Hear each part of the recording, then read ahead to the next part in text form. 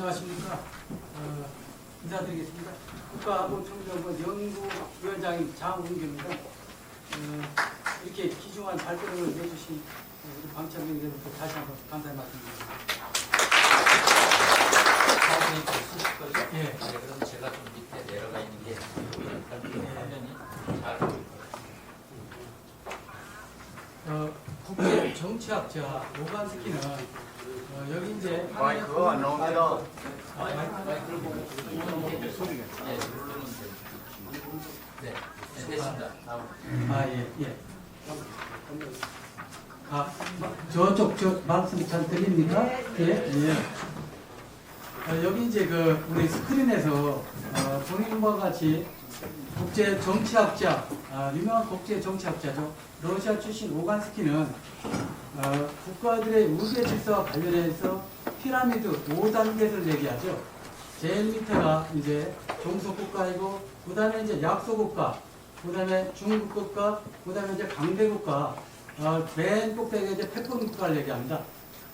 여기서 이제 오늘날 이제 미중 패권 시대라고 하는데, 제가 이제 미국은 여기서 리더국가, 선도국가의 역할을 한다고 이렇게 보고, 초안전의 관점에서 볼 때 중국은 패권국가의 속성을 가지고 있다고 봅니다. 이러한 관점에서 저희 발제를 시작하도록 하겠습니다. 이제 2장을 보시면은, 여기서 2장을 보시면은, 잠깐만요. 1장에서 초안전은 무엇인가 이렇게 되어 있죠. 뭐 여기서 아시는 분이 있겠지만 모르는 분도 있어요. 이게 무슨 황후와 유방의 싸움이 아닌가? 그건 아니고, 초안전은 한자 그대로 한계를 초월한 전쟁이라는 뜻이죠. 그래서 이른바 이제 중국식 하이브리드 전쟁을 얘기합니다. 최근 우리가 이제 몇 년 사이에 아니면 수십 년 사이일 수도 있어요. 우리 사회 곳곳에 초안전이 깊숙이 침투하고 있다는 우려가 있죠. 그러면 초안전은 군사적인 수단뿐만 아니라 정치, 경제, 사회, 문화, 미디어 모든 영역을 이렇게 망라해서 침투하는 중국의 침투 전략이다. 이렇게 개념을 줄 수 있죠. 그래서 이러한 것이 우리한테 대한민국의 안보에 심각한 위험이다. 특히 이제 대한민국뿐만 아니라 주변 국가에 심각한 위험이다. 이렇게 볼 수 있겠죠. 2012년 11월에 시진핑 정부가 이제 출범하죠. 이제 3기째 거친 건데, 특히 이제 시진핑 정부는 중국몽, 이른바 이제 1대1로 정책이죠. 이걸 시작하면서 세계 질서 재편과 동북아의 주도권을 행사하고 있다. 이렇게 보시면 되겠습니다. 그래서 이제 저희 소논문에서는 시진핑 정부가 한국 등 주변 국가에게 영향력 행사의 수단으로 활용하고 있는 초안전에 대한 양태하고 실행 전략, 그리고 전개 양상을 이제 분석함으로써 우리 실질적 영향 관계와 대응 과제를 모색하는 데 있다고 할 수 있겠습니다. 이제 2장에서 자료식도 보시면 됩니다. 같이 병행해서 보시면 되겠습니다. 시진핑 시대 초안전의 등장 배경과 법제화 과정을 살펴보도록 하겠습니다. 여기는 이 초안전은 모태뚱의 인민전쟁 전략을 대승 발전시켰다. 이렇게 얘기할 수 있죠. 여러분들 20년대부터 45년대까지 인민전쟁 전략을 아실 거예요. 아마 대충 들어서. 모태뚱이 성공할 수 있었던 것도 장개성의 군대를 4배가 넘는 군대를 이길 수 있었던 것도 바로 인민전쟁 전략이죠. 여기서 이거를 모방해서 발전시켰다. 그러면 이제 초안전은 다음과 같은 시대적 배경에서 발생되었다고 이렇게 얘기할 수 있겠죠. 첫 번째는 중국이 이제 G2국가로 성장하죠. 경제력 뿐만 아니라 채광 군사력을 이렇게 부상함으로 인해서 국제사회에 이제 큰 형님으로서의 면모를 갖추면서 세계 질서의 영향력을 확대하고자 합니다. 이렇게 볼 수 있고, 두 번째는 이제 동북아에서, 특히 이제 한국은 동북아에서 요충지 아닙니까? 이러다 보니까 미국의 영향력을 사전에 차단하기 위함이다. 세 번째는 이제 중국이 전통적으로 볼 때 미국과 맞짱가기가 상당히 어렵죠. 전통적인 군사력만은. 그래서 초강대국 미국과 맞서기 위해서는 군사전, 유사군사전, 비군사전 등 새로운 형태의 하이브리드 전략 전술이 트롤하게 됐다. 이게 이제 어려운 그 등장 배경이라 할 수 있겠죠. 여기에 대한 그 초안전은 1999년에 중국인민군 해방군 장교인 대령 출신이죠. 짜오랑과 왕샹슈이가 이들이 만든 겁니다. 원래 제목은 세계화 시대 전쟁과 전법이라는 책이죠. 이거를 만들면서 여기서 군사적 충돌 없이 상대 국가를 무력화하는 무제한 전쟁이다. 즉 모든 경계와 한계를 초월한 전쟁이다. 이렇게 이제 정의한 바 있다고 합니다. 이후 이제 초안전이 이제 중국 공산당과 인민군 해방군의 전략적으로 발전됐죠. 그러면서 이제 오늘날 이루고 있는데 왜 이게 문제가 되느냐? 세계 각국의 이제 기존 전쟁을 초래해서 뭐 정치, 경제, 문화, 뭐 모든 부분에 사이버까지 합쳐서 모든 수단을 총동원하여 상대 국가를 무력화시키는 데 있는 것이죠. 여기는 이제 시진핑이 이러한 걸 가지고 중국몽을 실현한다. 이렇게 이제 볼 수 있겠습니다. 여기에 이제 그 법제화 과정을 한번 여기서 다음에 이제 여기 그 초안전과 이제 초안전의 그 수행 단계 모델을 한번 보도록 하겠습니다. 초안전은 총 이제 4단계의 모델을 거치죠. 1단계에서 보면은 각 분야의 취약점을 공략하는 것이죠. 그 상대국가의 약점을 파악하는 것이죠. 여기서는 이제 상대국가의 정치 지도자나 또 국민들을 대상으로 인식을 이제 전환시키는 인지전이라고 그러죠. 또 비군사적 수단에 의한 조작, 왜곡, 선전선동 등 이러한 유리한 요건을 조성하는 것. 이것이 이제 1단계 전략이죠. 2단계는 이제 중간 대련을 활용하는 것이다. 특히 이제 상대국가의 반국가 세력이라든가 친중사회 단체, 친중 동조 세력 중에서도 이제 리더가 있죠. 핵심.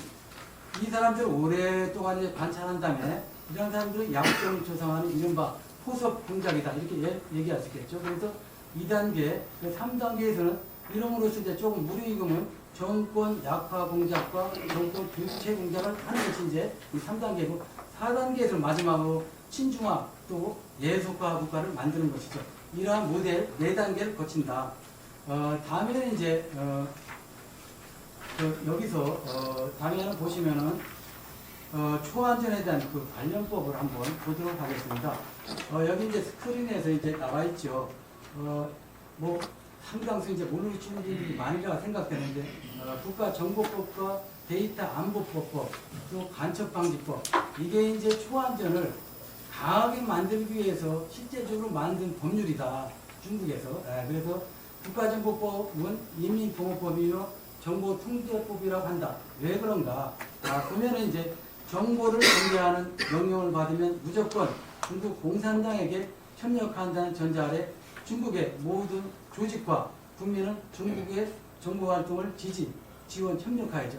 이게 이제 7조에 있고 또 기관에 대한 협력의 거부를 불법으로 규정하고 있고 당국에 협력했다는 사실을 외부에 발설하지 못하도록 비밀 유지를 강제하고 있고 16조 정보 제공을 거부하면 정보기관이 해당 구역 자료문서에 강제로 접근할 수 있는 허용을 이렇게 하고 있고 17조 이래서 한마디로 얘기하면 인민통호법이요 정보통제법이다 이렇게 얘기할 수 있겠죠. 그래서 여기는 이제 기관, 민관단체, 개인까지도 정보기관에 협력해야 되는 그러한 의무를 부과하는 게 국가정보법이다 이렇게 얘기할 수 있겠죠.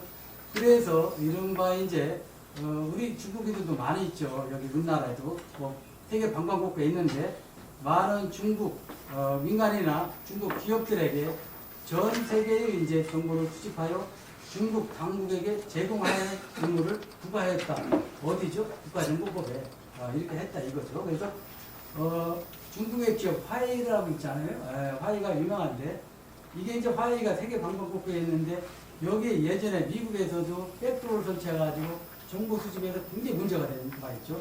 그래서 미국 이제 2019년은 미국 트럼프 대통령도 거래금지 명단에 올린 바가 있었죠. 왜? 미국의 안보를 침해한다는 이유로 이렇게 했다는 얘기죠.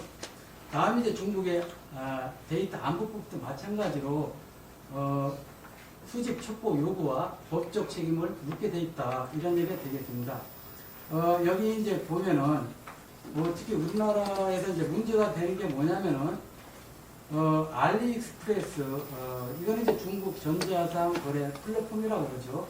알리익스프레스나 테무, 아마존, 장뚱 뭐 이렇게 있죠. 특히 이제 뭐 알리익스프레스 많이 들어봤을 거예요. 테무도 이 전자상 거래가 사실은 쿠팡 다음에 2위, 3위를 차지한답니다. 우리나라 그 가입자 수가. 거기에 최근에 아마존과 장뚱이 들어왔죠. 이게 이제 보면은 온라인 장터 플랫폼이죠. 그 싼 인건비를 이용해서 하는데 이게 이제 인천시하고 이천시에도 곧바로 이제 개설 운영 중이랍니다. 그러면은 24시간 배달 서비스가 되죠. 그러면서 우리 가입자에 대한 시장 정보가 들어간다는 얘기죠. 그러면 당연히 여기가 중국 기업이니까 어디로 가겠어요? 중국 당국에 들어간다는 그러한 위험성이 있다. 그래서 앞으로 우리가 철저한 이러한 그 관리 감독도 요구되어준다. 이렇게 볼 수 있겠죠.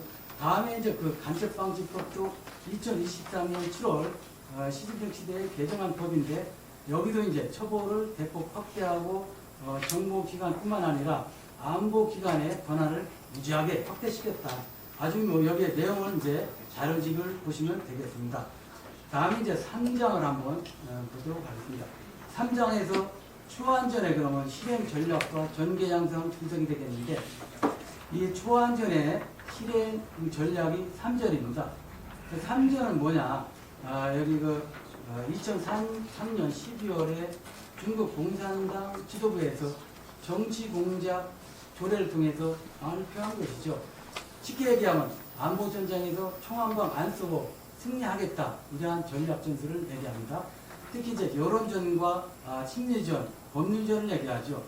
특히 이제 3전을 구체화한 그 24개 전법이 핵전부터 시작해서 이념전이라고 있죠. 이거는 이제 시간상 도표를 보시면 되겠습니다.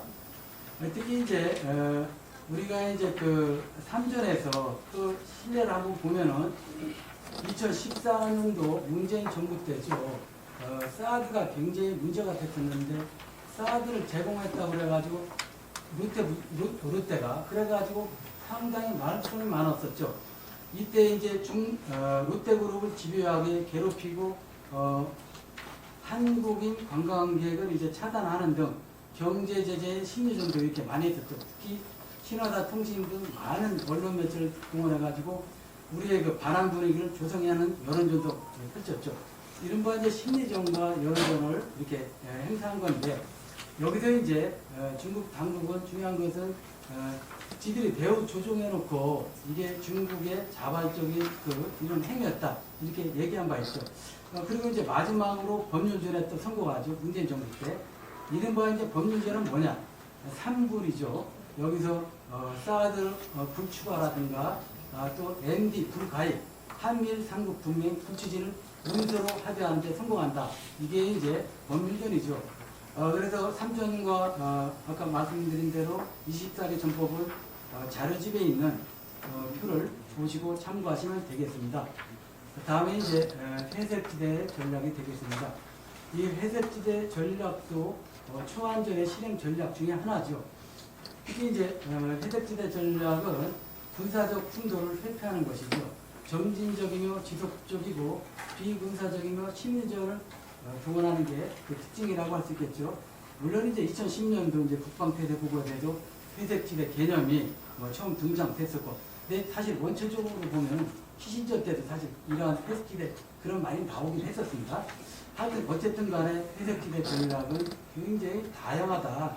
특히 이제 신뢰를 보면은 중국의 해상 민병대를 활용해서 해양 영역을 확대시킨다든가 또 남중국, 동중국 해해 등에서 해양 주권을 확보하기 위한 인공섬 건설 등 이러한 부분이 이제 군사기지화가 바로 대표적이라고 할 수 있겠죠. 특히 이제 사이버 공격, 가짜뉴스, 위포, 여론 조작 등을 통해서 이렇게 회색지대 전략이 무척 다양화되고 있다. 특히 이제 우리가 언론에서 나오다시피 우리 사회상도 거의 70%를 지금 거의 차지할 특성으로 이 회색지대 전략을 이렇게 활용하고 있죠. 인공섬을 건설하다든가 거의 인천 앞바까지 이제 잘못하면 들어온다. 이렇게 이제 우려할 수 있다는 얘기가 되겠죠.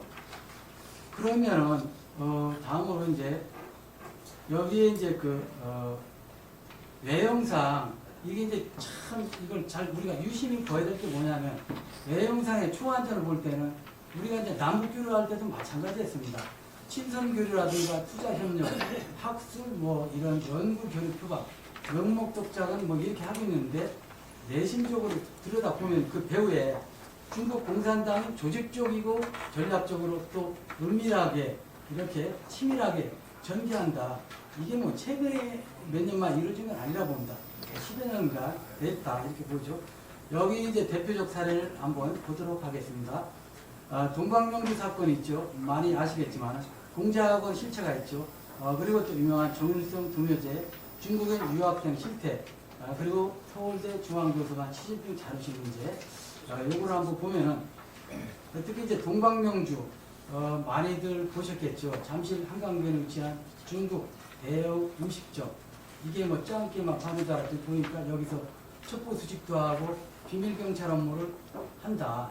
이건 제가 얘기하는 게 아니라 언론과 또 많은 정부 당국도 국제인권단체에서 한 것이죠. 특히 이제 21개국 54개의 비밀경찰들을 개설했다고 폭로한 바 있죠. 인권단체 세이프가드 디펜던스죠. 그리고 또 많은 그 언론에 나온 바가 있죠. 여기 바와 같이 이제 동방명주가 있고 다음에 이제 공제학원을 한번 보도록 하겠습니다. 공제학원은 2004년에 세계 최초로 우리나라에 제일 먼저 설립됐어요. 국내 대학의 23곳이 이른 바 되죠. 공제학원은 중국 유학을 준비하는 모든 학생들에게 굉장히 특히 한국 학생들에게 인기가 굉장히 높다고 합니다. 특히 이제 중국어 교육도 시키고 유학도 거의 무료를 해주다 보니까 이렇게 이러한 루트로 활용되는데 결국은 중국 체제에 감사함을 느끼게 하고 중국 공산당에게 친화적인 그룹을 양성하는 데 그 목적이 있다 이렇게 얘기할 수 있겠죠. 한 가지 또 보면은 여기에 이제 또 공제학원이 2023년도부터 시작해서 중국 인민해방군가와 북한의 군가를 작곡한 정일성이라고 있죠. 이 찬양 경연대를 광주 MBC와 같이 공동으로 개최함으로써 여실히 공제학원의 실체가 드러난 바 있죠. 중국은 당연히 이게 여기에 대해서 언어나 문화 이런 그 소프트파를 알린다는 취지로 이렇게 개최됐다고 설명한 바 있지만 그걸 믿을 사람은 하나도 없다 이렇게 얘기할 수 있겠죠. 실례로 이제 2014년도부터 정일성이 동요제가 그의 고향 광주에서 매년 지금도 계속 해마다 열리고 있죠. 중국 공산당에서 혁명성과로 떠받들고 있는 자가 정일성이죠. 정일성은 철저한 중국 공산당이죠. 이 사람은 추석에도 제가 나왔지만 광주시 태생입니다. 그러나 일찍이 이제 중국으로 들어가서 이렇게 공산당이 되었고 6.25 남침에도 중공군 인민군 장교로 왔었죠. 왔다가 다시 이제 중국으로 가면서 얼마 있다가 50년 말경 중국으로 귀환 그랬는데 이미 해방군가뿐만 아니라 연안성 등 많은 그 작곡을 한 중공군의 그 작곡가 대부로 알려졌죠. 그 안에 이제 중국인 딩생성군도 주울레이 양묘라고 합니다. 하여튼 이자가 이제 71년도에 죽었지만은 지금 중공 국립묘지에 지금 묻혀 있죠. 이런 거를 지금 계속 찬양하고 있다라는 부분이 얘기가 되겠습니다. 그러면 이제 다음 시진핑 도서관을 봐도 여기도 시진핑이 이제 2015년도 박근혜 정부 때 아마 왔었을 거예요. 그래서 서울대 중앙도서관에 시진핑 자료실을 이렇게 한 바 있죠. 그래서 문제가 되고 있고 다음 이제 중국인 유학생 실태를 한번 보면은 최근에 중국인 유학생들이 이제 여기 이제 아까 정일성 등회자에 이제 이렇게 학생들이 이렇게 많이 경연대회를 하면서 의식화 학습 또 현장 학습으로 사용되고 있다는 얘기죠. 시진핑 그 자료실도 일만해짐의 도서와 영상 자료가 있다. 그런데 이제 이게 시진핑의 그 찬양 뭐 이런저런 지금 학문적 목적을 탈피해서 이렇게 하고 있다는 얘기가 되겠습니다. 다음 이제 외국인 유학생들의 출신에 대한 국가연합을 한번 살펴보면은 국내에 지금 압도적으로 굉장히 유학생이 많은데 중국인 유학생이 이제 60% 이상이 지금 많죠. 다음에는 이제 아까 사례에 대한 실질적 의도 분석이 되겠습니다. 동방명주는 보니까 친중 세력 확산을 위한 스파이 공작 거점으로 활용되어지고 있다. 그리고 공제하고 취집품 도서관도 친중파 양성 목적의 이런 부분으로 사용되고 있다. 특히 이제 정일성 동요제는 초안전 침투에 현장 학습 지역 안보 위기를 초래하고 있다는 부분이 되고, 일부 중국인의 간첩 행위는 우리가 알다시피 많은 이제 중국인들이 많이 와 있지만은 사실 학문적 교류라든가 이런 부분에도 순기능적인 이게 잘 목소리가 안 들리는 모양이에요. 순기능적인 역할을 하지만은 지금 이제 중국의 유학생이 지금 80만 명이 넘는답니다. 22년도 통계는 지금은 거의 뭐 90만 명 넘게 이렇게 되는데, 이분들의 이분들이 아니지만 중국인들이 이제 최근 뭐 청주나 우리 원 이런 지도 이제 드론 촬영하다가 적발된 사례가 있죠. 그러나 이들에 대한 우리가 형법 98조로 간첩죄로 처벌할 수 없는 그 부분이 있죠. 적국으로 한정되어 있기 때문에 이런 부분에 이탈행위도 우리가 해야 된다는 얘기가 되죠. 다음 이제 4장에서 초안전에 대한 그 대응 과제를 한번 살펴보도록 하겠습니다. 여기서 이제 보시는 바와 같이 각 나라도 일찍이 이제 초안전에 대한 대응 전략을 갖고 있죠. 일본, 필리핀, 대만, 캐나다, 미국도 비롯해서 초안전에 대해서 법 제정비가 많이 이루고 있는데, 특히 이제 캐나다 같은지도 사실 보면은 170만 명이 이제 중국 교포가 산대요. 거기에 이제 그 캐나다에서도 중국 공산당들이 배후 조종하에 반중 인사를 낙선시킨 바 있다고 하죠. 이렇게 이제 초안전을 행사하고 있다. 그래서 이제 언론에 굉장히 문제가 된 바 있죠. 그러면은 이제 우리는 대응 과제는 뭐냐? 여기 있는 형법 98조를 조속 개정해야 된다. 특히 이제 외국인 이 조항을 우리가 집어내야 된다는 얘기가 되겠고, 특히 이제 산업기술법에 대한 처벌 수위를 강화시켜야 된다. 많은 기업이나 많은 사람들이 얘기해요. 산업기밀보호법이 이렇게 유출되는데 우리는 여기에 처벌수가 너무 약하다. 특히 이제 미국도 기술 유출에 대한 간첩죄를 지금 적용하고 엄격히 다룬다. 최대 15년 이상을 이렇게 하고 벌금도 500만 불. 특히 이제 경제 스파이법이라든가 영업비밀법을 적용해서 강하게 하고 있죠. 그리고 우리는 형법 98조에 조속 개정해야 된다. 여기는 이제 자료집을 보시면 되겠고, 특히 산업기술법도 처벌 수위를 높여야 된다는 부분이 되겠죠. 다음에 이제 정작 중국도 기술 유출 방지를 위해서 아까 알다시피 이제 국가정보법, 데이터 안보법을 통해서 엄격히 처벌하고 있는데, 정작 대한민국은 초안전에 대비하기 위한 형법 98조 간첩죄라든가 산업기술법 개정 등, 특히 이제 국가보호법에 목적성 간첩을 개정한다든가 이래서 현실화된 법제 정비가 시급하다, 이렇게 얘기할 수 있겠죠. 특히 우리는 미국 등 안보 부분에는 한미일 확보한 그 체제를 가져야 됩니다. 그리고 이제 사실 이제 피해 국가인 파이브 아이스 국가 여기들하고 초안전에 대비한 정보 네트워크를 구축할 필요가 있다. 우리가 전형적으로 살펴볼 때 중국이 가장 두려워하는 것은 국제적 연대입니다. 약자에게 강하고 강제하게 약한 것이 중국입니다. 이래서 우리가 중국은 우리가 한국이 자유서방 선진국과의 공동연대를 통해서 대응할 때 초안전을 행사하지 못한다. 이러한 얘기가 되겠습니다. 그러면은 마지막으로 맺는 말이 되겠습니다. 제가 열띠게 중국을 엄청 이제 비난했는데, 이름으로써 이제 저는 중국의 이제 블랙리스트로 올라가겠죠. 유행을 갈 수 있으나 모르겠네요. 하여튼 어쨌든 중국은 92년 8월에 우리와 수교를 했잖아요. 수교 이후에 중국 교육국 지금까지 1위입니다. 1위 교육국인데, 그러나 2023년도부터 우리가 적자예요, 중국과. 이렇기 때문에 우리가 여러 무역 의존도도 줄이는 정책, 다변화 정책이 필요하다. 특히 이제 기회적 요소와 안보적, 위험적 요소가 있기 때문에 우리가 전략적으로 잘 활용해야 된다. 아까 말씀드리다시피 한미일 공동연대와 형법 98조 간첩조항 개정 등 법률 기반이 필요하다. 특히 무역의 다변화 정책도 필요하다. 단지 중요한 것은 우리가 중국과의 그 교류가 또 해야 됩니다. 이렇다고 우리가 계속 중국과 뭐 이렇게 큰 대국과 맞짱 깔 수는 없어요. 그래서 우리가 이때 충분한 전략적 목표를 잘 갖고 나가야 된다. 특히 안보적인 부분은 확고하게 나가야 된다. 이 부분이죠.